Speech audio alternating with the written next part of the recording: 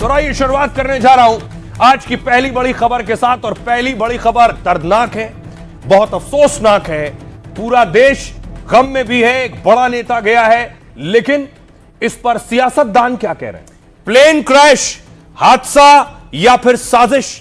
विपक्ष यह सवाल उठा रहा है, लेकिन अभी इस वक्त की पहली तस्वीर, अजित पवार का पार्थिव शरीर बारामती पहुंचा है। ये वो तस्वीर आप देख रहे हैं।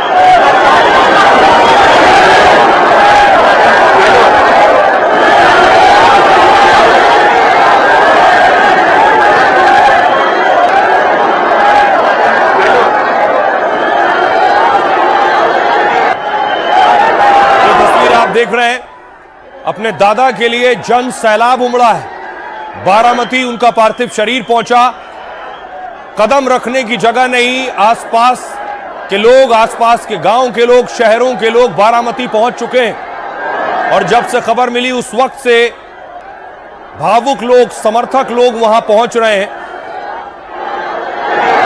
अजित पवार का अंतिम संस्कार कल किया जाएगा और बड़े नेता और हस्तियां पहुंचेंगी। खबर है गृह मंत्री अमित शाह भी पहुंचेंगे।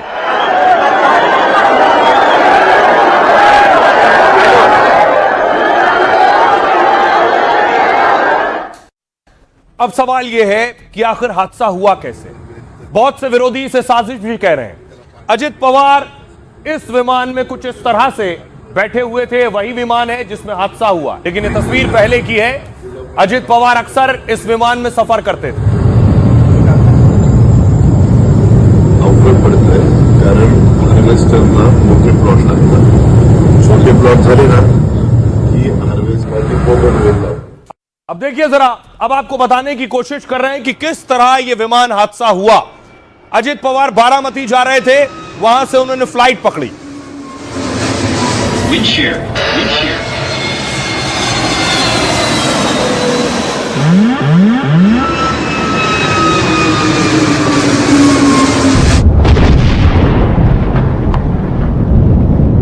कुछ इस तरह से यह विमान क्रैश हुआ। अजित पवार ने सुबह लगभग वक्त हुआ था 8:10, उस वक्त मुंबई से उड़ान भरी। पायलट के आगे कोहरा बहुत ज्यादा था, एयरपोर्ट पर लैंड करने वाला था ये देखिए, लेकिन वापस उसने टर्न लिया और दोबारा जब लैंड कराया तब यह विमान क्रैश हुआ।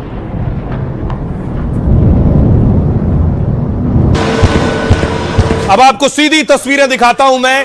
क्रैश होने के बाद की तस्वीर आप देख रहे हैं। पहली तस्वीर आई विमान क्रैश होने के बाद, चारों तरफ विमान आग की लपटों में घिरा था।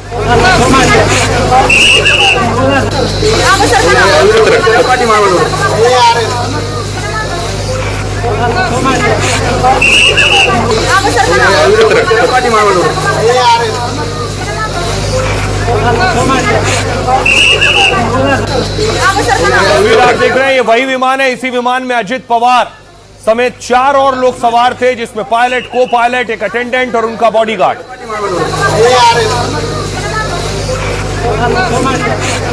और जैसे ही प्लेन क्रैश हुआ, उसमें आग लगी। मौके पर देखिए जरा, आसपास के लोग पहुंच गए, आसपास के स्थानीय लोग।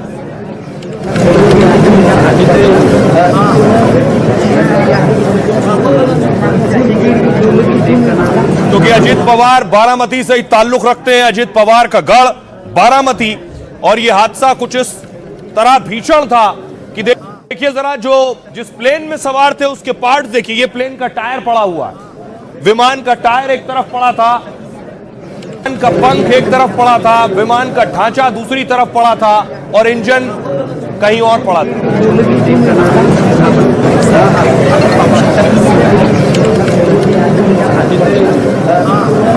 अब यह हादसा इतना भीषण था कि सोचिए शवों को पहचानना मुश्किल था। ये तस्वीरें आप देख रहे हैं, शत विशत स्थिति में बॉडीज थी।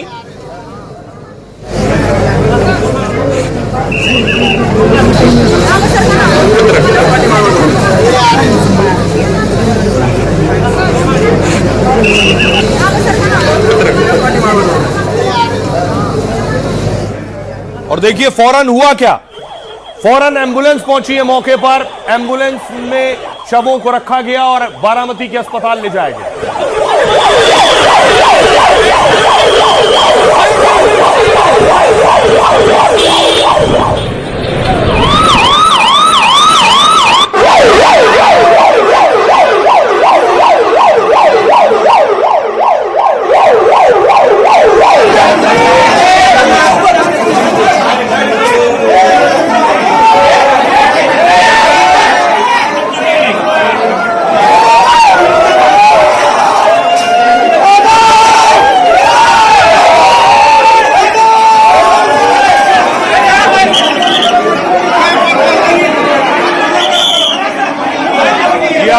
बारामती अस्पताल के बाहर जहां अजित पवार का पार्थिव शरीर पहुंचा था, वहां इस कदर भीड़ थी, कदम रखने की जगह नहीं थी। दूसरी तरफ जैसे ही पता चला उनकी बहन सुप्रिया सुले को, पूरे परिवार में मातम पसरा था, रो रो कर बुरा हाल था। ये सुप्रिया सुले की तस्वीर आप देख रहे हैं जब वो बारामती पहुंचे।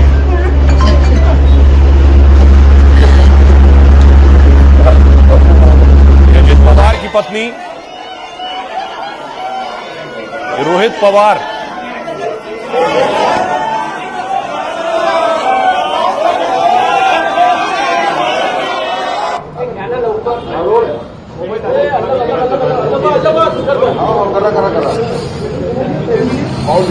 महाराष्ट्र के पूर्व गृह मंत्री भावुक हो गए।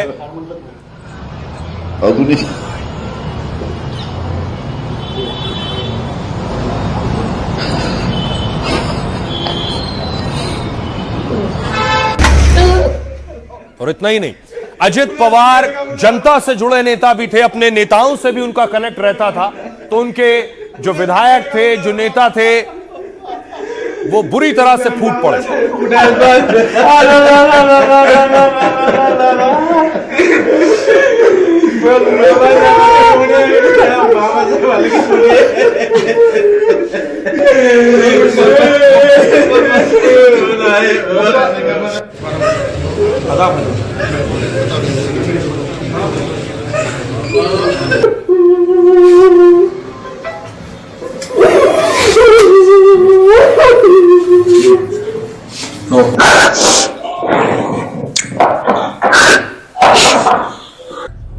एक भावनात्मक संबंध उनके साथ थे हमेशा।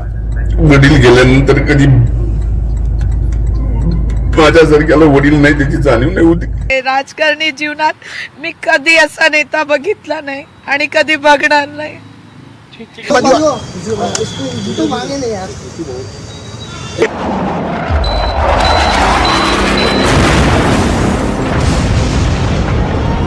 Proper investigation under the supervision of supreme court. ऐसा हुआ क्यों, इसकी जांच तो होना ही चाहिए। क्या गड़बड़ी हुई, किसके कारण से इतना बड़ा हादसा हुआ, उसकी गंभीरता से जांच भी होनी चाहिए।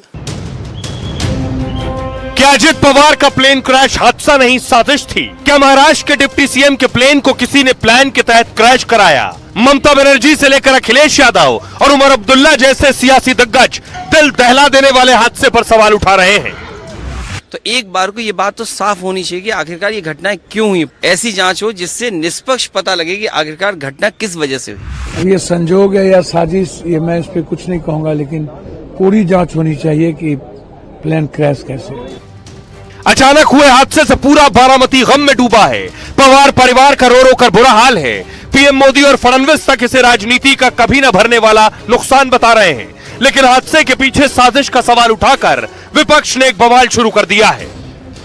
ये दुखद की माहौल में इस तरीके से मैंने गैर जिम्मेदारी स्टेटमेंट करना नहीं ठीक नहीं। हम लोग किस कगार पर खड़े हैं कि किसी के मौत पर भी इस प्रकार की गंदी और ओछी राजनीति की जाती है। इस पर राजनीति न की जाए। अब देखिए जरा, सियासतदान साजिश का हवाला भी दे रहे हैं। दूसरी तरफ जैसे ही पता चला शरद पवार साहब को, तो फौरन उन्होंने हेलीकॉप्टर से उड़ान भरी और बारामती पहुंचे। रनवे स्टार्ट होतो त्याच्या टायापासून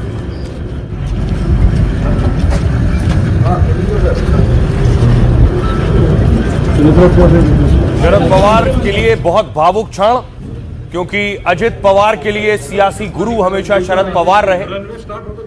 उनकी छत्रछाया में ही अजित पवार बड़े हुए। दूसरी तरफ जैसे ही महाराष्ट्र के मुख्यमंत्री को जानकारी मिली देवेंद्र फडणवीस को, वो भी मुंबई से बारामती रवाना हुए। बारामती में ही हादसा हुआ।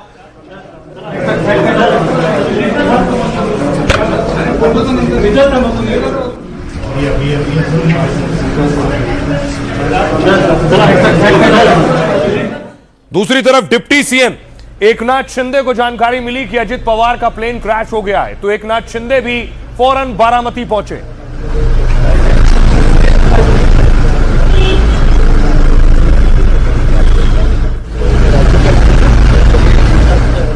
उसके बाद बारामती पहुंचने के बाद सीएम और डिप्टी सीएम ने अजित पवार के परिवार से मुलाकात की, उनकी पत्नी को ढांढस बंधाया और अपनी संवेदनाएं प्रकट की।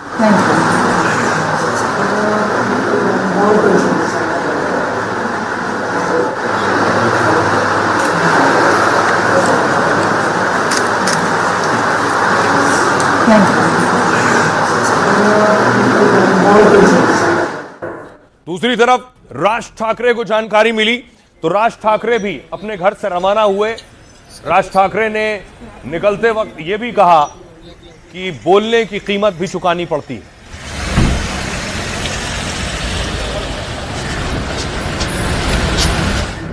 अब देखिए, इस दर्दनाक हादसे के बाद कोई संवेदना प्रकट कर रहा था, कोई साजिशों की तरफ इशारा कर रहा था। तो सबसे पहले देखिए क्या कहा पीएम मोदी ने। प्रधानमंत्री मोदी ने कहा, बारामती में हुए विमान हादसे से मैं सदमे और शोक में हूं। अजित पवार जननेता थे, उनका लोगों से बहुत गहरा जुड़ाव था। महाराष्ट्र और गरीब वंचितों के लिए किए गए उनके काम हमेशा याद किए जाएंगे। उनके परिवार और अनगिनत प्रशंसकों के प्रति मेरी संवेदनाएं। देवेंद्र फडणवीस ने कहा, आज मेरा दमदार दिलदार दोस्त मुझे छोड़कर चला गया है। यह आत्मा को झकझोर देने वाली घटना है, मन सुन्न है, अपनी भावनाएं शब्दों में व्यक्त करने की शक्ति नहीं बची है। वो जन नेता थे, उन्हें महाराष्ट्र के कोने कोने की जानकारी थी। ये मेरे और पूरे महाराष्ट्र के लिए बहुत मुश्किल दिन है। ममता बनर्जी ने साजिश की तरफ इशारा किया। उन्होंने कहा, हमें किसी भी केंद्रीय एजेंसी पर भरोसा नहीं है। पूरे मामले की जांच सुप्रीम कोर्ट की निगरानी में हो। एक डिप्टी सीएम का प्लेन क्रैश हो जाना सवाल खड़े करता है। पता चला है कि अजित महायुति यानी एनडीए में खुश नहीं थे और बीजेपी छोड़कर एक बड़ा फैसला लेने वाले थे। अखिलेश यादव कह रहे हैं, आज जब हम इतने जागरूक हैं और इतनी तकनीक है, फिर भी प्लेन क्रैश में वीआईपी का निधन हो जाना दुख की बात है। बंगाल की सीएम ममता जी ने ठीक मांग की होगी, इसकी निष्पक्ष जांच हो ताकि पता चले कि घटना क्यों हुई। संजय सिंह ने कहा, अजित पवार के प्लेन क्रैश हादसे की पूरी जांच हो, उनके विमान में कैसे और क्या गड़बड़ी आ गई थी। पप्पू यादव ने कहा, विमान हादसा संजोग है या फिर साजिश, मैं इस पर अभी ज्यादा कुछ नहीं कहूंगा, लेकिन जांच होनी चाहिए कि हादसा कैसे हुआ।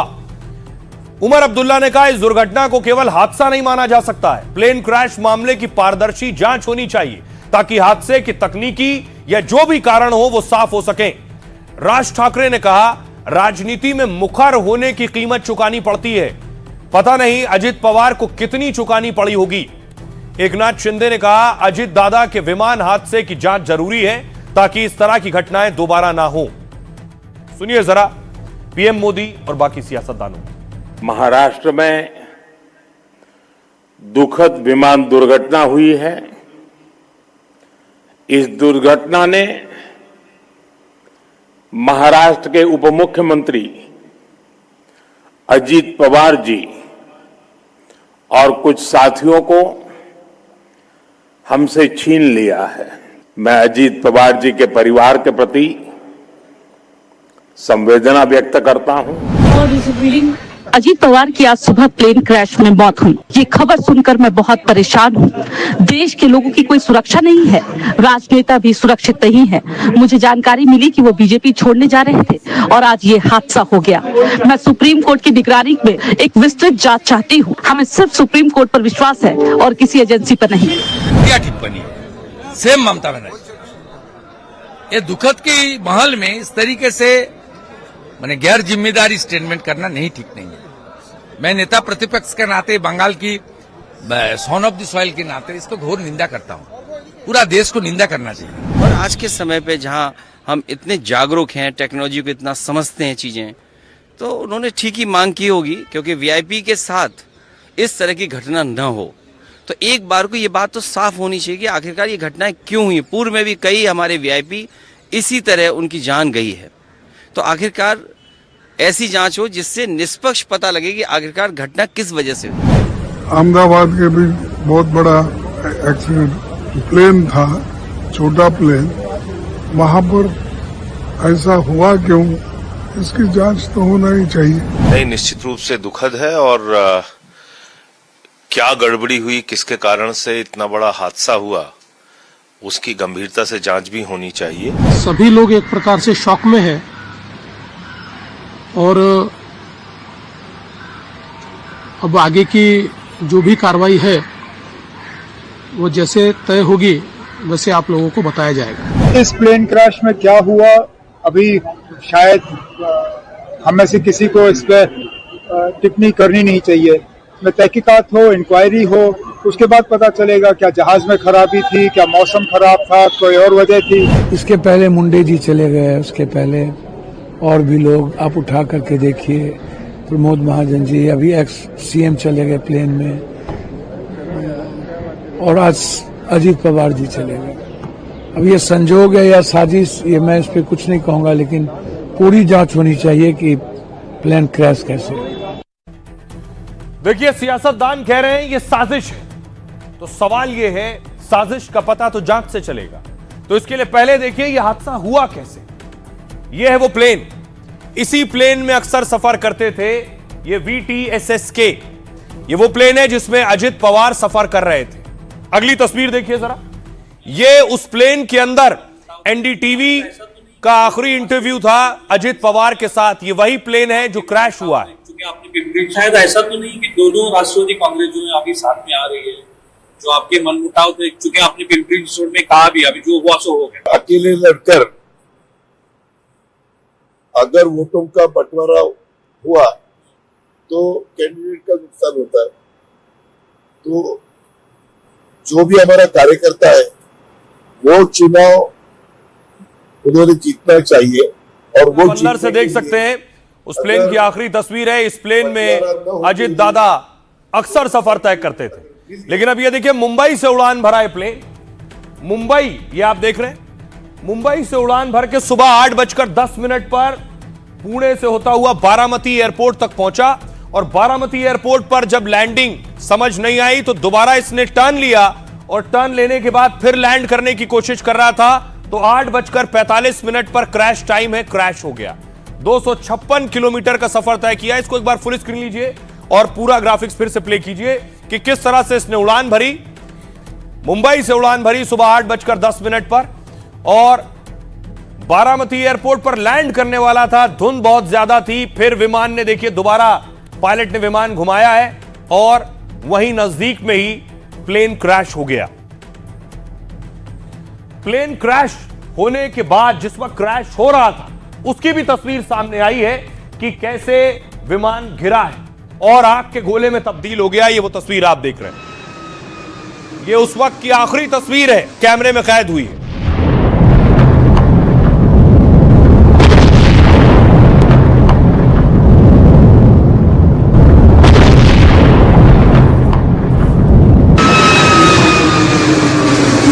ये आप देख रहे हैं, पूरा विमान आग के गोले में तब्दील हो गया गिरते ही।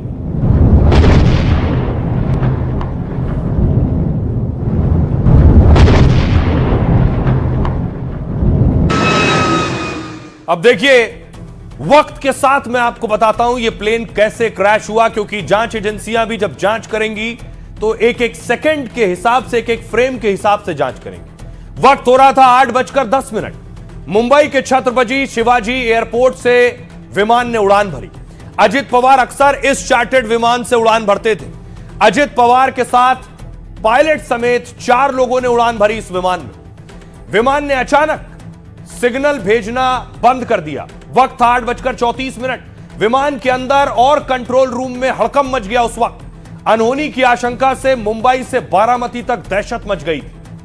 फिर वक्त हो रहा था 8:35। 1 मिनट बाद ही विमान फिर सिग्नल देने लगा। विमान और सिग्नल, अब सब कुछ सामान्य था। अगले 10 मिनट में अजित पवार लैंड होने वाले थे। वक्त हो रहा था 8:43। पायलट ने बारामती में लैंडिंग की पहली कोशिश की, लेकिन कोहरा और विजिबिलिटी बहुत कम होने की वजह से दिक्कत हो रही थी।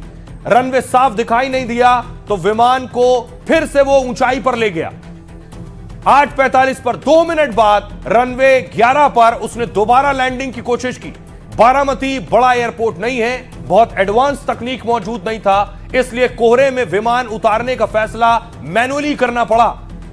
फ्लाइट रडार के मुताबिक 8:45 पर विमान अचानक रडार से गायब हो गया। वक्त 8:46 और इस वक्त विमान आगे बढ़ रहा था। 1 मिनट बाद प्लेन क्रैश की दिल दहला देने वाली तस्वीरें सामने आई और विमान रनवे से 100 फीट पहले ही हादसे का शिकार हो गया। यानी रनवे पर पहुंचने से ही विमान जमीन से टकरा गया था और टकराते ही प्लेन में धमाका हुआ और फिर उसके बाद ये तस्वीरें सामने आई, आग लग गई। अब तक कोई रेस्क्यू या बचाव के लिए पहुंच पाता यहां पर कि अजित पवार और विमान में सवार सभी लोग मारे गए। सुनिए जरा वहां उस वक्त जो चश्मदीद मौजूद थे वो क्या कह रहे हैं। हमने देखा कि एयरप्लेन जब नीचे आया था ऐसा लग रहा था उसका क्रैश हो जाएगा ऐसा हम सोच रहे थे, तभी क्रैश हो गया। हम देखे कि हमें लगा नहीं क्रैश हो गया है, लेकिन एयर ट्रैप पे उतरेगा ऐसा लगा, उतर रहा है, लेकिन क्रैप हुआ और उसके बाद स्फोट हो गया उसका जबरदस्त। अब देखिए जरा, अब सवाल यह था, प्लेन क्रैश हो गया। जब प्लेन क्रैश होता है तो जो लोग अंदर मौजूद हैं, क्योंकि प्लेन में तेल होता है, तेल की वजह से आग भीषण होती है और जितने लोग होते हैं उनके शव जल जाते हैं। यही हाल था उस वक्त भी। ये तस्वीर आप देख रहे हैं, ये शवों की हालत थी शत विशत स्थिति में, पहचानना मुश्किल होता है। अहमदाबाद प्लेन क्रैश के बाद आपको याद होगा डीएनए टेस्ट हुआ था और डीएनए के बाद बॉडीज की जानकारी मिली थी। लेकिन अजित दादा के बारे में जानकारी कैसे मिली कि उनका पार्थिव शरीर कौन सा है? ये जो घड़ी उनके हाथ में आप देख रहे हैं, ये घड़ी ब्लैक डायल जिसमें आपको नजर आ रहा है, ये घड़ी वो अक्सर पहनते थे और उनकी बॉडी जब पहचानी गई तो इसी घड़ी के जरिए, उनके हाथ में एक घड़ी थी और घड़ी के जरिए पहचाना गया कि यही अजित दादा पवार है। अब देखिए जरा किसने पहचाना और इस घड़ी से उनका क्या ताल्लुक है। घड़ी से बहुत गहरा नाता है क्योंकि उनकी पार्टी का चुनाव निशान भी घड़ी है। बारामती विमान क्रैश होते ही जोरदार धमाका हुआ और हादसा इतना भयानक था कि सभी यात्री बुरी तरह से झुलस गए थे। मौके पर पुलिस को शव पहचानने में मुश्किल हो रही थी। अजित पवार की बॉडी की पहचान भी नहीं हो पा रही थी। पुलिस अब जांच के लिए डीएनए सैंपल की तैयारी में थी, तभी उनके हाथ में खास घड़ी पर पुलिस और करीबियों की नजर पड़ी। अजित पवार की पुरानी रैलियों से इस घड़ी को मैच किया गया और इस तरह हाथ में बंधी घड़ी के जरिए अजित पवार की पहचान हुई। अजित पवार हमेशा रोलेक्स कंपनी की खास घड़ी पहनते थे। घड़ी में ब्लैक डायल होता था और सिल्वर चेन होती थी। अजित पवार की घड़ी की कीमत 10 से 12 लाख रुपए बताई जाती है। वैसे घड़ी से अजित पवार का बहुत खास लगाव भी इसलिए था क्योंकि उनकी पार्टी यानी एनसीपी का चुनाव चिन्ह भी घड़ी है। चुनाव चिन्ह में घड़ी का समय 10:10। एनसीपी की जो घड़ी है उसमें चुनाव चिन्ह का समय है 10:10। इसे स्माइल टाइम कहा जाता है क्योंकि घड़ी की दोनों सुइयां कुछ इस तरह से होती हैं, एक खास मुस्कुराते हुए चेहरे जैसी आकृति बनाते हैं ये।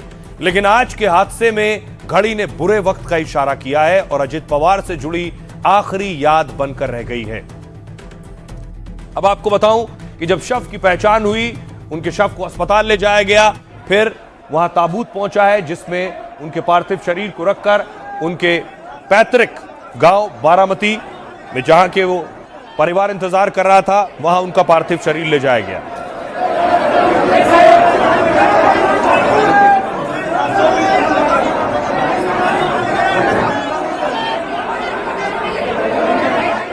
अब देखिए जरा, उसके बाद अब सवाल यह है कि जांच आगे बढ़ेगी तो जांच के लिए साइट पर आईजी पहुंचे जहां यह हादसा हुआ है, सबूत जुटाए जा रहे हैं।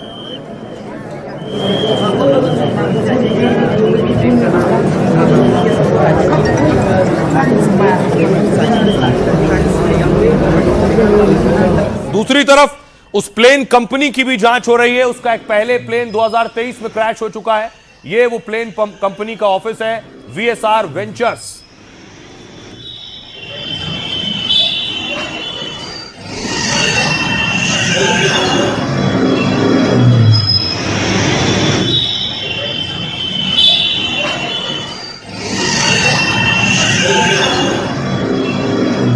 ये तस्वीर उस ऑफिस की देख रहे हैं, वहां टीम पहुंची है। अब देखिए जरा उस विमान को, यह है वो विमान, इसी विमान में चलते थे अजित पवार। तो अजित पवार का जो विमान क्रैश हुआ वो लियरजेट 45 मॉडल का था। यह प्लेन दिल्ली की कंपनी वीएसआर एविएशन का था और यह सबसे तेज और भरोसेमंद छोटे बिजनेस जेट्स में से एक है। स्पीड और ऊंचाई पर उड़ने की क्षमता इसे खास बनाती है। इसका इस्तेमाल अक्सर वीआईपी मूवमेंट्स के लिए होता है। इसके केबिन को खास बिजनेस मॉडल के तहत बनाया है, यानी लग्जरी के साथ 8 से 9 यात्री इसमें सफर कर सकते हैं। विमान के अंदर यात्रियों के लिए टीवी और मॉनिटर भी होते हैं। रिपोर्ट के मुताबिक इस जेट की कीमत 45 से 50 करोड़ है और इस प्लेन को नेताओं के साथ कई कंपनियां इस्तेमाल करती हैं क्योंकि यह छोटे रनवे पर भी लैंड करने में सक्षम होता है और लगभग सभी सेफ्टी मानकों पर खरा उतरता है। लेकिन यह चार्टर्ड प्लेन दिल्ली की VSR कंपनी का था। पिछले 3 सालों में कंपनी का विमान यह दूसरी बार क्रैश हुआ है। सितंबर 2023 में इस कंपनी का लेयर जेट प्लेन क्रैश हुआ। विशाखापट्टनम से मुंबई आते समय विमान हादसा हुआ और उस वक्त विमान में 8 यात्री सवार थे जिन्हें गंभीर चोटें आईं और गनीमत रही कि हादसे में किसी भी यात्री की जान नहीं गई थी। तब सुनिए जरा, अब आपको सुनवाता हूं इस कंपनी के डायरेक्टर का क्या कुछ कहना। मेरे पास जब कॉल आया जब कि एयरक्राफ्ट इज क्रैश लैंडेड, तो उसके बाद there was no one to whom I could contact. उसमें ना तो आप थे ना मैं था, कोई नहीं था। वो पायलट का डिसीजन था। इस बार फ्लाइट एकदम परफेक्ट था, बिल्कुल परफेक्ट था। और ये मैं नहीं कह रहा हूँ, technically the DGCA investigates, the DGCA can only speak, I cannot speak. Certainly, sir. I'm not the investigating authority.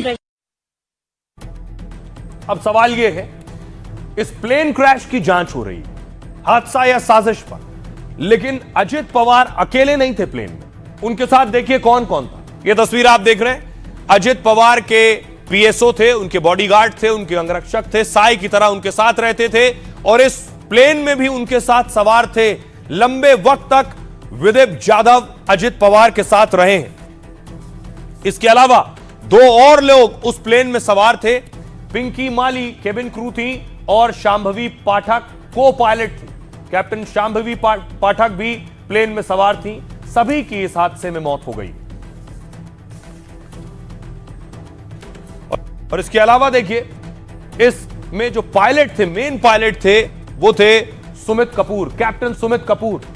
इनका भी निधन हो गया उस प्लेन क्रैश में। आइए इनके बारे में आपको बताऊं, इनका कनेक्शन क्या है और ये कहां से ताल्लुक रखते हैं। 5 लोग मौजूद थे, उनका परिवार क्या कह रहा, सुनिए। सुबह में समाधान सरवनकर जी का फोन आया और मैं इनसे बात कर ही रहा था कि कट गया, तो मुझे डाउट हुआ कि क्यों फोन किए। इतने में मैं चैनल चालू किया तो मैं टीवी से मुझे मालूम पड़ा कि अजीत दादा का ऐसा हो गया। फिर बाकी लोगों का फोन आना चालू हो गया कि अरे पिंकी माली आपकी लड़की का अटेंडेंट थी, ऐसा ऐसा। अभी 1 घंटा हुआ, ऐसे मन बहुत घबरा रहा था। मैं सोच रही थी कि क्या कुछ तो हुआ है, पर ये लोग मुझे बता नहीं रहे थे, लेकिन मुझे अंदर से लग रहा था। और रोज मुझे सुबह सुबह फोन करती थी, रोज बोलती थी मम्मी नाश्ता कर ले, दवाई खा ले। रोज मुझे फोन करती थी, रोज बोलती थी, पर आज उसका कुछ मैसेज का रिप्लाई नहीं आया, कुछ नहीं आया। वो बहुत ही ब्राइट और बहुत ही इंटेलिजेंट लड़की थी और अभी जो पूरी तरह से वो सारे इसमें काम करके पूरे VIPs को जितने भी, ग्वालियर में भी काफी यहाँ पर जो नेता वगैरह आए हैं वो लेकर आई है। बीच में आके अपनी दादी जी को भी मिलती थी, जब भी आती थी तो टाइम निकाल कर इनके पास आती थी मिलने। और पूरी फैमिली इनकी डिवोटेड है देश के लिए। मतलब अगर क्यों क्रैश हुआ ये और कैसे हुआ, मतलब पायलट की गलती है या फिर जो प्लेन है उसमें कुछ टेक्निकल इशू था या फिर मैकेनिकल इशू था, वो चेक होना चाहिए। तो हमारे लिए बहुत दुख की बात है ये, हमारे लिए, उनकी फैमिली के लिए, पूरी सोसाइटी के लिए बहुत दुख की बात है। जांच पड़ताल होनी चाहिए क्योंकि 3 बार ऐसा हुआ है, प्लेन क्रैश हुआ है उनका, तो जो कंपनी है उनके ऊपर तो कार्रवाई होनी चाहिए। गवर्नमेंट ने देखना चाहिए कि ये क्यों हुआ, कैसे हुआ, तो उसका जांच होनी चाहिए। तो सभी लोग इस हादसे की जांच की बात कर रहे हैं। अब सवाल यह है कि हादसा कैसे हुआ, हादसा होने के पीछे क्या क्या वजह होती है। इसके लिए बाकायदा इन्वेस्टिगेटिंग एजेंसी काम करेगी। फॉरेंसिक टीम मौके पर पहुंची है साक्ष्य जुटाने के लिए। वो सबूत जो वहां मौजूद हैं, जो मलबे से जुटाए जा सकते हैं, उन्हें हासिल करने पहुंची फॉरेंसिक टीम।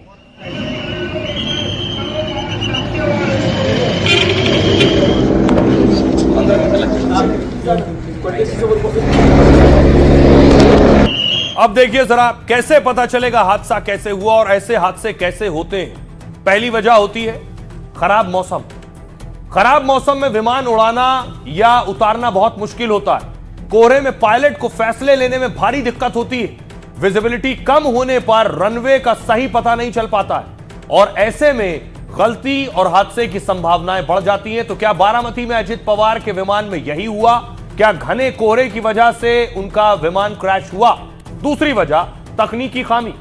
आधुनिक विमानों में काफी सेफ्टी सिस्टम होते हैं, लेकिन फिर भी कभी इंजन फेल हो जाता है, कभी सेंसर काम नहीं करता, कई बार सिग्नल फेल होने से भी हादसे हो जाते हैं। क्या अजित पवार के विमान में भी तकनीकी खामी आ गई थी? क्या लैंड होने से पहले प्लेन में गड़बड़ी आई जिससे वो क्रैश हुआ? अगली वजह पायलट की गलतफहमी। विमान हादसों की एक बड़ी वजह पायलट की गलती भी होती है। कई बार मौसम और उड़ान संबंधित आखिरी फैसला पायलट को लेना होता है। विमान को टेक ऑफ या लैंड कराने से पहले उसे सोचना होता है। मौसम या विमान में कोई गड़बड़ी दिखे तो वो उसे टाल देता है। बारामती में पायलट क्या खराब मौसम को भाप नहीं पाए? क्या उन्हें विमान उतारने या फिर उड़ाने में भ्रम हो गया उस वक्त? एक और बड़ी वजह एटीसी एयर ट्रैफिक कंट्रोल की लापरवाही भी होता है। विमान के उड़ान और लैंडिंग का पूरा कंट्रोल इस एटीसी के पास होता है। एटीसी पायलटों को बताता है कि दूसरे विमानों से कितना दूर रहना है। एटीसी से ही पायलट को कमांड मिलती है कि कब और कहां लैंड करना है। खराब मौसम या तकनीकी दिक्कत में एटीसी निर्देश देता है। एटीसी अगर गलत जानकारी देता है तो भी बड़ा हादसा हो सकता है। बारामती में क्या एटीसी से सही जानकारी दी गई, इसकी भी जांच होगी। क्या पायलट को सही और जरूरी निर्देश दिए गए थे? अगली वजह विमान हादसे की जांच अब तेजी से होगी। उड्डयन मंत्री राम मोहन नायडू ने जांच के आदेश दे दिए हैं। एयरक्राफ्ट एक्सीडेंट इन्वेस्टिगेशन ब्यूरो एएआईबी जांच में जुट गई है। एएआईबी की एक टीम विमान ऑपरेटर कंपनी के दिल्ली ऑफिस पहुंची। दूसरी टीम बारामती में हादसे से जुड़े आंकड़े और साक्ष्य जुटाएगी। फॉरेंसिक टीम भी बारामती से साक्ष्य जमा कर रही है। तो इस तरह से जांच आगे बढ़ रही है और ये वजह हो सकती है हादसों की। सुनिए जरा एक्सपर्ट्स क्या कह रहे हैं। किस क्रैश की या किसी भी क्रैश की 4 वजहें होती हैं। एक तो होता है all of a sudden technical glitch. Second हो जाता है कि अगर लैंडिंग गियर खुला ना हो। तीसरा हो जाता है कि पायलट पे मतलब प्लेन में बर्ड हिट हो। और चौथा हो सकता है कि all of a sudden visibility clear ना हो। चारों में से कोई कुछ भी पॉसिबिलिटी हो सकती है इस केस के अंदर। खराब मौसम के कारण हुआ या खराब मौसम के साथ पायलट एरर हुआ या खराब मौसम के साथ किसी टेक्निकल एरर की वजह से ये हुआ, ये सीवीआर और एफडीआर को जांच करने के बाद ही हम किसी नतीजे पे पहुंचेंगे। जो बातें हमें मालूम है वो ये है कि पायलट ने किसी तरह का इमरजेंसी डिक्लेयर नहीं किया हुआ था, लेकिन उससे ये प्रमाणित नहीं होता है कि कोई टेक्निकल डिफेक्ट्स को वो जूझ नहीं रहा था। अमूमन इस तरह के हादसों के बाद बहुत खास चीज होती है, वो होता है ब्लैक बॉक्स। आपको याद होगा अहमदाबाद में जो प्लेन क्रैश हुआ था उसका ब्लैक बॉक्स खोजा गया और आखिरकार वो ब्लैक बॉक्स मिल गया। कुछ ऐसा होता है ब्लैक बॉक्स। अब इस विमान में ब्लैक बॉक्स था। आखिरी क्षणों में पायलट क्या कह रहा था, किससे बात कर रहा था, क्या कमांड दे रहा था, वो सब कुछ इस ब्लैक बॉक्स से ही खुलकर सामने आएगा। तो देखिए जरा क्या है ब्लैक बॉक्स। विमान हादसे के बाद उसमें मौजूद ब्लैक बॉक्स को ढूंढा जा रहा है। इसका नाम ब्लैक बॉक्स होता है, लेकिन रंग चमकीला और नारंगी होता है। नारंगी रंग की वजह से इसे ढूंढने में मुश्किल नहीं आती। यह ऐसा डिवाइस है जो हर तरह के विमान में लगा होता है। एक ब्लैक बॉक्स के 2 हिस्से होते हैं, सीवीआर और एफडीआर। सीवीआर का मतलब है कॉकपिट वॉइस रिकॉर्डर। यह पायलट को पायलट के बीच जो बातचीत होती है उसे रिकॉर्ड करता है। इसके अलावा अलार्म और कॉकपिट की आवाजें रिकॉर्ड होती हैं। दूसरा हिस्सा होता है एफडीआर यानी फ्लाइट डेटा रिकॉर्डर, और यह कॉकपिट के अलावा पूरे विमान का डेटा रिकॉर्ड करता है। इससे ऊंचाई, गति, दिशा और इंजन के बारे में पता चलता है। इन्हीं जानकारियों से पता चलता है कि हादसा आखिर कैसे हुआ। विमान के ब्लैक बॉक्स को इतना मजबूत बनाया जाता है कि भयानक हादसे में भी वो टूटने ना पाए और ठीक रहे। सुनिए जरा इस पर एविएशन एक्सपर्ट्स क्या कह रहे हैं। फ्लाइट डेटा रिकॉर्डर आजकल डिजिटल होते हैं और उसमें लगातार हवाई जहाज की स्पीड, ऊंचाई, इंजन पैरामीटर्स और सबसे बड़ी बात की हवाई जहाज कहां पर था, किस स्थिति में था, रिकॉर्ड होता रहता है। जो रेस्क्यू टीम होती है उसका एक कर्तव्य यह भी होता है कि अगर डिजिटल फ्लाइट डेटा रिकॉर्डर मिल जाता है तो उसे सही तरह से safely aircraft accident investigation board के मेंबर को सौंप देना। अब देखिए जरा अजित पवार के हादसे पर जांच हो रही है, लेकिन अजित पवार अपने पीछे एक बड़ी सियासत छोड़ गए। अजित पवार का एक वीडियो सबसे ज्यादा वायरल है कि बहुत हाजिर जवाब थे। सुनिए जरा। पद की शपथ लेंगे। अरे भैया अभी तो कहा, देवेंद्र जी ने भी कहा, मैं भी कह रहा हूँ रुको थोड़ा, अभी शाम तक रुको, अभी कल शपथ की है ना, उनका समझ में आएगा। मैं तो लेने वाला हूँ।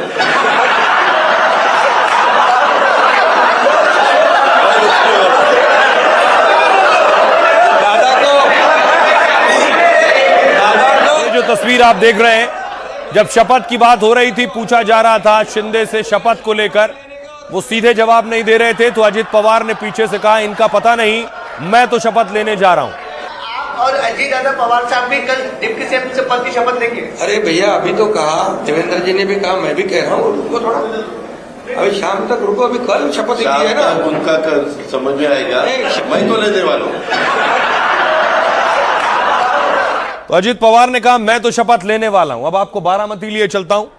यह अजित पवार का लोगों के साथ एक संबंध और रिश्ता दर्शाता है कि पूरा बारामती देखिए जरा, वहां पहुंच गया है। अंतिम दर्शन के लिए उनका पार्थिव शरीर रखा गया है। परिवार के लोगों का उनके लिए एक भावुक क्षण है। अजित पवार बहुत लोगों से कनेक्ट करने वाले, लोगों से भावनात्मक रूप से जुड़कर रहने वाले नेता थे, और ये भीड़ खुद बता रही है। और अजित पवार के बारे में कुछ खास बात आपको बताऊं। जो अजित पवार पूरे महाराष्ट्र में दादा के नाम से मशहूर रहे, वो पारिवारिक जिम्मेदारियों के चलते पढ़ाई पूरी नहीं कर पाए।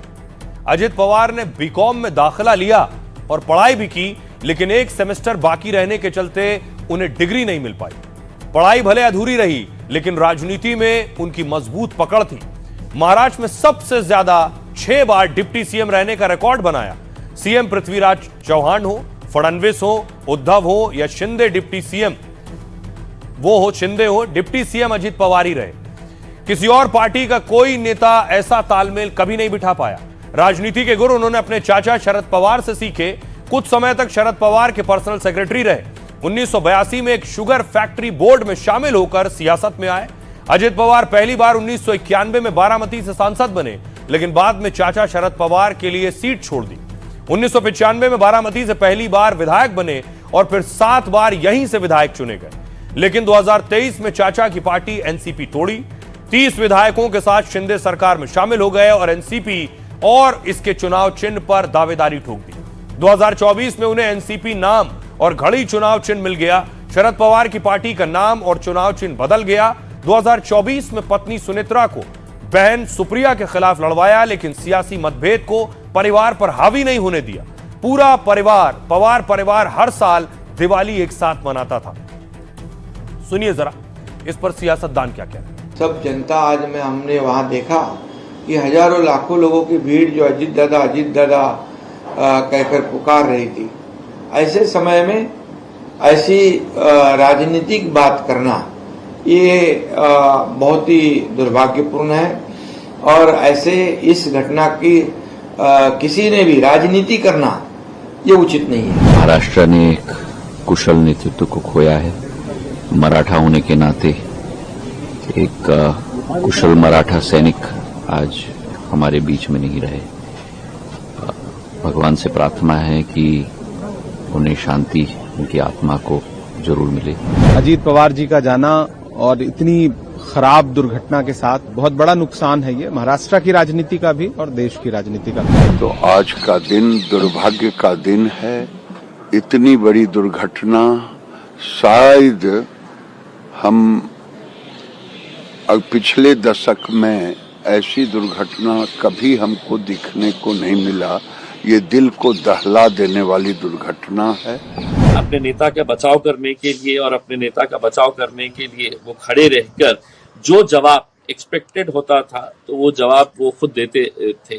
तो कुछ ऐसे गुण थे कि जो आज उनकी कमी महसूस तो यकीनन से महाराष्ट्र को नहीं पूरे देश के अंदर होगी। जो बात अपने मुंह से निकाली वो बात वो अंतिम तक कायम रखते थे। ऐसे एक अजीत दादा न होने के कारण मेरी व्यक्तिगत महाराष्ट्र की बहुत हानि हुई। मैं ईश्वर से प्रार्थना करता हूं कि उनके परिवार को ये दुखद घटना झेलने का एक साहस दीजिए। अब सवाल ये कि चाचा से अलग हुए अजित पवार, अब उनकी सियासत कौन संभालेगा? परिवार में बहुत से लोग हैं जो सियासत से जुड़े हैं। ये रोहित पवार की तस्वीर आप देख रहे हैं, रोहित अपने आंसू रोक नहीं सके।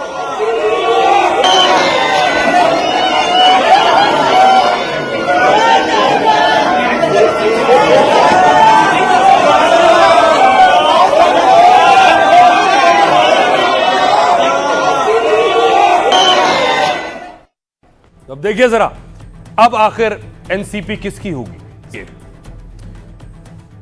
अजित पवार के निधन के बाद सवाल है अब आगे क्या होगा? क्या एनसीपी का अस्तित्व बना रहेगा या फिर परिवार एक हो जाएगा?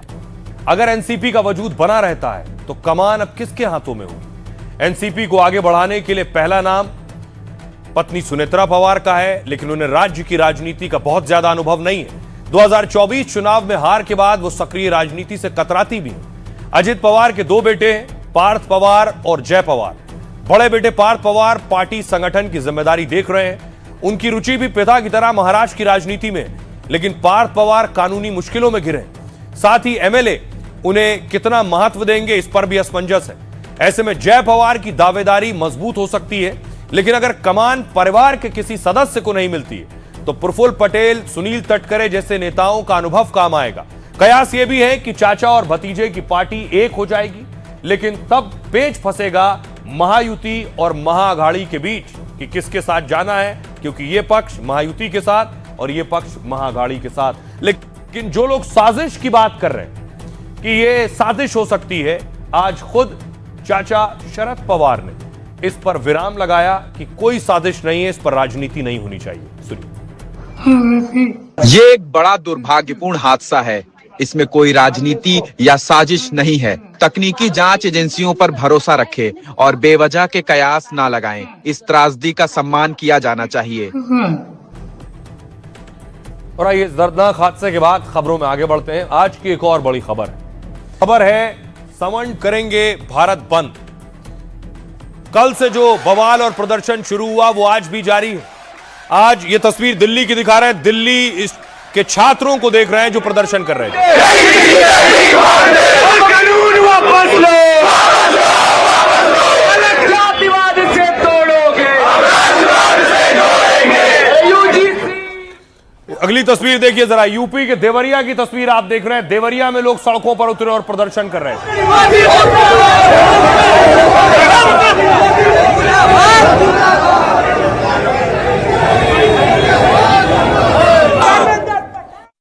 ये जन आक्रोश जो है ये बढ़ रहा है। ये तस्वीर आप पीलीभीत की देख रहे हैं। पीलीभीत में मुंडन करवाकर विरोध दर्ज कराया।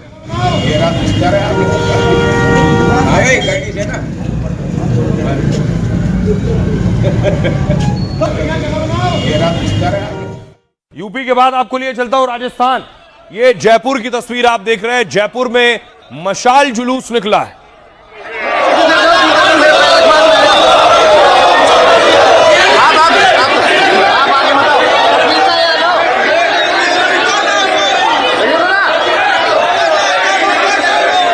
आने वाली 1 तारीख को संपूर्ण इंदौर बंद का भी आह्वान हम लोगों ने किया है सभी व्यापारिक बंधुओं से।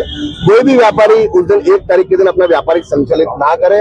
अगर कोई भी व्यापारी उस अपने व्यापार को 1 तारीख के बंद के दौरान, हम शांतिपूर्वक बंद का आह्वान कर चुके हैं, उस दिन अपना व्यापार संचालित करेगा तो निश्चित रूप से उसको करनी सेना के विरोध का सामना करने के लिए तैयार रहना पड़ेगा। सरकार ने हम लोगों को गुमराह करते हुए पहले एक समान एक नागरिकता का नारा दिया था, लेकिन अब पहले तो हिंदू मुस्लिम लड़े, उसके बाद अब हिंदुओं को भी लड़ाना की काम कर रही है। ये सरकार की नाइंसाफी है। धर्मेंद्र प्रधान जी कान खोलकर ये बात सुन ले कि उनको रोल बैक ये करना पड़ेगा, क्योंकि हम छात्र हैं। कोई आरोपी नहीं है कि आप हमें एडमिशन के टाइम एक फॉर्म पकड़ा देंगे कि आप साइन करिए कि आप जो जातिवाद नहीं करेंगे। इसका बहुत ही भयावह परिणाम होगा। मैं खुद कह रहा हूँ, मैं पहली बार प्रदर्शन में आया हूँ, लेकिन मजबूर होकर आने वाली पीढ़ियों को सुरक्षित करने के लिए मुझे यहाँ खड़ा होना पड़ रहा है। SC/ST एक्ट पहले से ही प्रभावी है। ऐसा नहीं है कि वो बिना प्रायोजित प्रोग्राम के करती है। तोड़ने की साजिश है। जो कैंपस, जो विद्या का मंदिर है, उसको ये जातिगत अखाड़ा बनाया जा रहा है। ये सब एक सोची समझी राजनीति चल रही है। बात अगर हम SC, ST, OBC के अधिकारों की कर रहे हैं तो जर्नल के अधिकारों को पीछे नहीं छोड़ना चाहिए। ये बिल अमेंडमेंट मांगता है, ये बिल जर्नल के अधिकारों की भी बात करने की। और आइए मैं आपको बताऊं कौन कह रहा है कि अब भारत बंद होगा। यूजीसी के नए नियम का विरोध बढ़ता जा रहा है। अब इसके खिलाफ भारत बंद की धमकी आई है। करणी सेना ने देश भर में प्रदर्शन का ऐलान किया, कहा है नियम वापस नहीं हुआ तो भारत बंद करेंगे। नए नियम के खिलाफ संसद घेराव का भी ऐलान किया है। इसकी चेतावनी करणी सेना के MP अध्यक्ष ने दी है। अनुराग प्रताप सिंह ने कहा 1 फरवरी को भारत बंद करेंगे। इसके बाद 2 फरवरी को सभी सांसदों को ज्ञापन सौंपा जाएगा और उनसे पूछेंगे कि वो यूजीसी नियम के पक्ष में हैं या विरोध में। उनका दावा है जो सांसद हमारे पक्ष में हैं और नियमों के खिलाफ हैं उनसे लिखित आश्वासन लेंगे कि वो केंद्र के सामने मुद्दा उठाएंगे। जो सांसद यूजीसी नियम के साथ हैं उनके खिलाफ प्रदर्शन करेंगे। करणी सेना सांसदों को चूड़ियां भेंट करने का प्लान बना रही है। साथ न आने वाले सांसदों की प्रतीकात्मक अर्थी भी निकालेगी। इसके लिए सोशल मीडिया पर समर्थन जुटाया जा रहा है।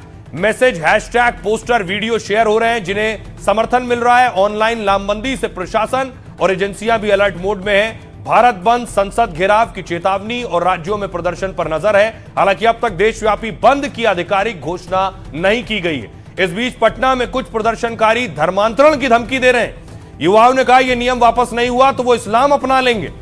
सुनिए जरा, ऐसे ही धमकी का एक वीडियो वायरल है, क्या कह रहे हैं। यदि काला कानून वापस नहीं लिया तो कसम भगवती की फिर से हमने तलवार चलाना छोड़ा है, तलवार चलाना बंद नहीं किया है, भूले नहीं है। कसम भगवती की तुम्हारा विरोध नहीं, जड़ से उखाड़ने की ताकत रखी है स्वर्ण समाज। बदल दो इस कानून को, बदलो जल्दी, जल्दी से जल्दी, भगवती की कसम, अन्यथा हम स्वर्ण समाज कभी माफ नहीं करेंगे। क्योंकि तुम जिसको मांगते हैं उसको तो देते हो। हिंदू मुस्लिम नहीं हो पाया। अच्छा, स्वर्ण समाज और दलित को लड़ाना चाहते हो। कितनी घटिया सोच होगी रे भाई। बुढ़े हो गए आप, रिटायरमेंट हो जाओ। मन बुद्धि मत बनो, इस कानून को वापस लो, कसम भगवती की वापस लो, वापस लो, वापस। Roll back, roll back, roll back, UGC roll back, roll back, roll back. हम तो हमारा हक मांगते नहीं, किसी से भीख मांगते, अत्याचार नहीं सहेंगे। आइए मैं आपको बताऊं कि इस पर सियासतदान अब तक फूंक फूंक कर कदम रख रहे हैं। उन्हें लग रहा है इसके पक्ष में बोलना है, इनके खिलाफ बोलना है। अपनी सहूलियत के हिसाब से ही वो बोल रहे हैं। चाहे किसी पार्टी के नेता हो, चाहे वो सपा के हो, कांग्रेस के हो, जेडीयू के हो, हम के हो या मायावती हो। आज मायावती ने सोचिए इस पर बयान दिया है। क्या कहा मायावती ने? मायावती कह रही है, बीएसपी सुप्रीमो मायावती ने यूजीसी नियम का समर्थन किया है और मायावती ने नियम का विरोध करने वालों को जातिवादी बताया है। कहा सामान्य वर्ग के जातिवादी मानसिकता वाले विरोध कर रहे हैं। हमारा मानना है ऐसे नियम सबसे बात करके लागू होना चाहिए। सरकार, शिक्षण संस्थान की जिम्मेदारी ही समाज में टकराव ना हो। दलित, पिछड़े भी मौका परस्त नेताओं के उकसावे में ना आए।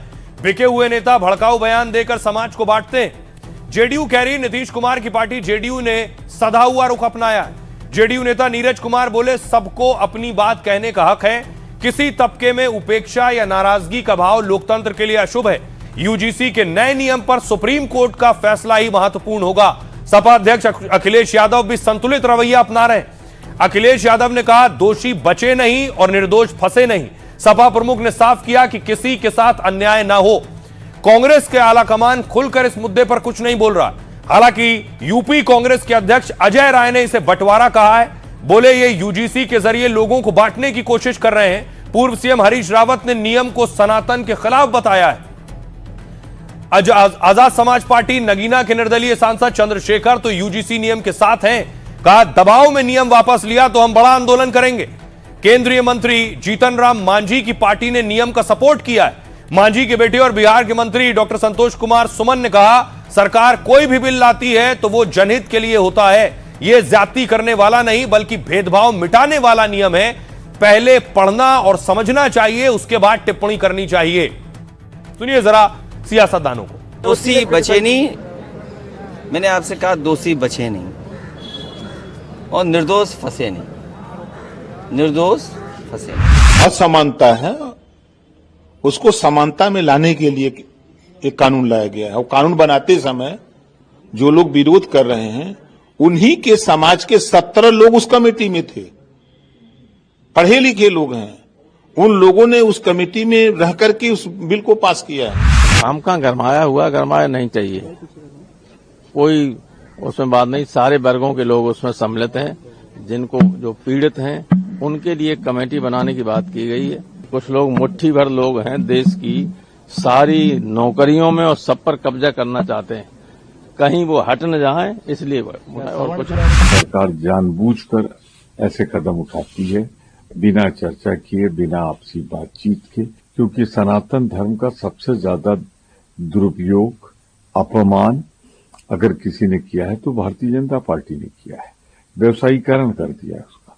खुद तो कहते हैं और हर काम सनातन के विरोध में करते हैं। ये भारतीय जनता पार्टी के लोगों से सावधान रहो। ये हमारे एसटी, एससी, ये ओबीसी, ये जनरल कास्ट, ये हिंदू, मुसलमान, सिख, ईसाई कौन है? सब हिंदुस्तानी हैं।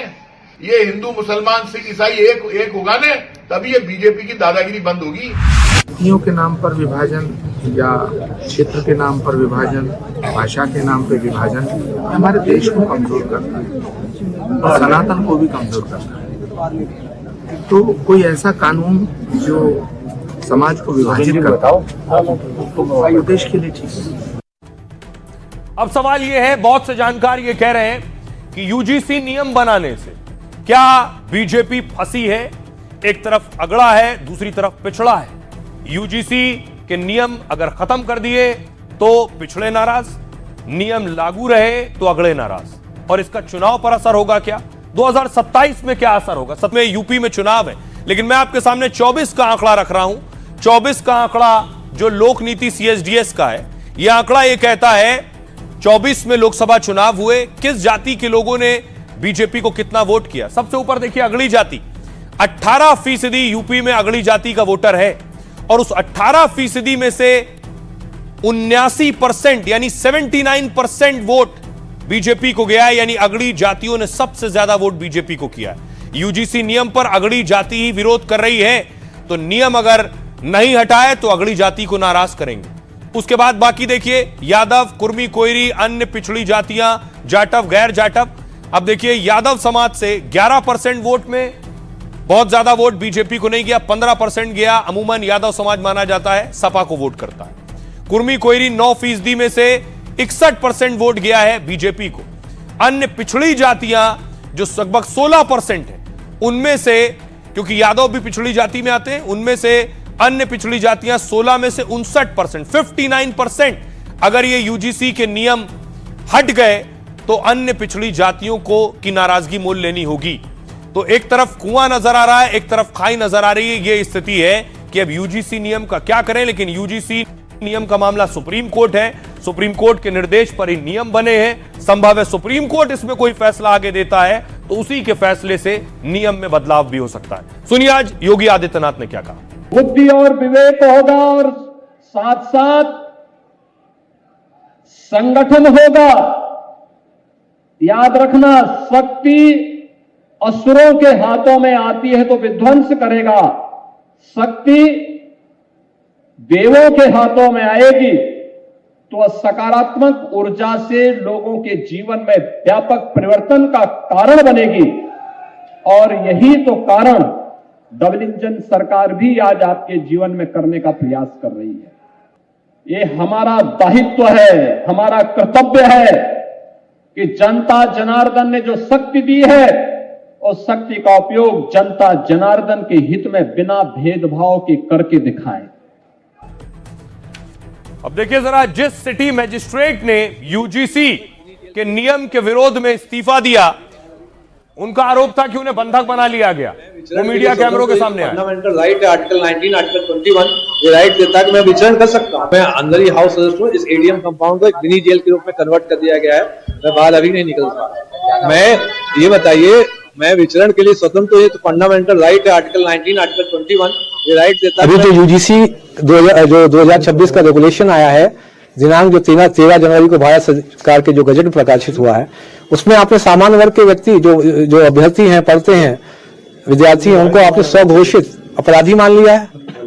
आपका बेटा सामान्य वर्ग का यदि पढ़ने लिखने में अच्छा है तो कोई भी ईर्ष्या से एक आरोप लगा देगा, भेदभाव कर रहे हैं, समता समिति उसका शोषण कर लेगी। जात भेद का जो झगड़ा है वो बिना समाप्त किए हमारा देश एक नहीं हो सकता है और हम सब एक सूत्र में पिरोए नहीं जा सकते हैं। हम लोगों को अब ये समझना होगा कि जात भेद को समाप्त किए बगैर हम लोग देश को विकास की दिशा में नहीं ले जा सकते हैं, क्योंकि जब जाति ही नहीं रहेगी तो फिर संघर्ष किस बात का होगा। हम सब एक हो जाएंगे तो में भाईचारा हो जाएगा और संविधान की मूल भावना भी सार्थक हो जाएगी।